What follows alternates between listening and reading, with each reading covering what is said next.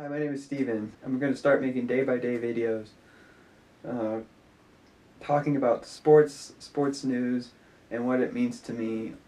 Anything from Team Indiana to Team USA, and a little bit more about myself as we go on through this year. I hope to continue to make more of these videos as the days go by. And on Indiana side, sad that we did not beat North Carolina. Bittersweet to have to say goodbye to Yogi. Thank you, man, for the memories. And congrats to the Pacers for beating the Rockets last night. That was pretty awesome. Congrats to the USA women's water polo team who clinched their tickets to the Road to Rio.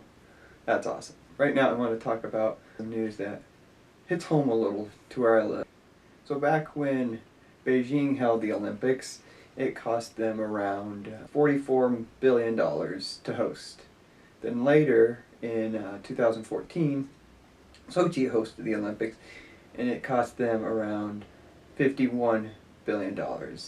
Later, in 2014, the bid for the 2020 Olympics was held, and 5 countries bailed out because of how expensive it is for a single city to host the Olympics. So 5 cities bailed out, causing the IOC to choose Beijing, China yet again for the 2022 Olympics. Seeing this, the IOC made a document called the 2020 Olympic Agenda, and this makes it easier for cities and nations to co-host the Olympics. In a way, it will encourage them to not build new structures and venues, but to use existing. Because of this new reform, there has been a renewed interest in the Olympics. As of now, 20 cities are going to bid for the Olympics in 2026. 3 of them being Lake Placid, Calgary, and Quebec City. Now, Quebec City has been bidding for the Olympics 3 times. They've sent 3 letters to Vancouver, Calgary, and Lake Placid. Lake Placid has held the Olympics twice. Once in 1932 as the first U.S. city to host the Olympics, and the 3rd Winter Olympics.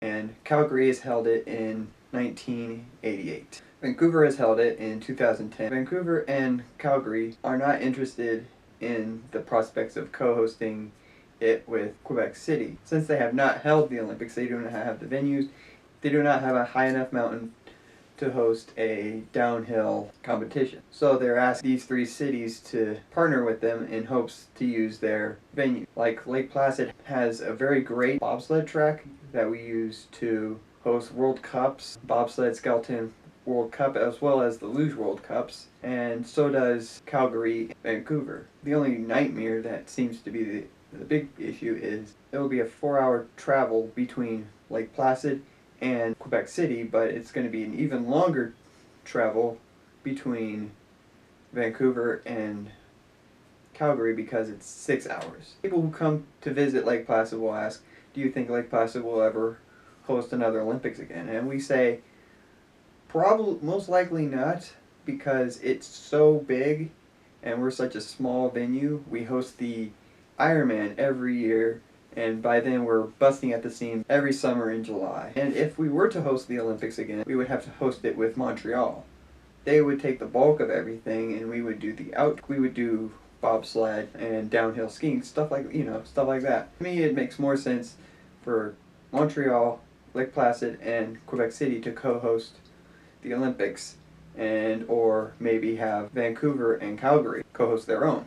And also, after Rio, we will be having Winter Olympics in South Korea, followed by another Summer Olympics in Japan, and another Winter Olympics in China. So by then, there'll be pressure to have a Western twist on the Olympics, whether it be a European or North American Olympics. I know Lake Placid is bidding for the 2026 Winter Olympics, as well as pushing alongside Los Angeles for their bid for the 2024 Summer Olympics. I'm hoping and praying that Los Angeles goes through and they end up getting it, but it's all speculative. Next month, the bids go out to Switzerland, the 2026 Winter Olympics. I know that the president of the IOC and the mayor of Quebec City on the 11th of April will have talks. All this is still single confirmed, but it would be really cool. As a sports fan, I really hope it happens in my lifetime.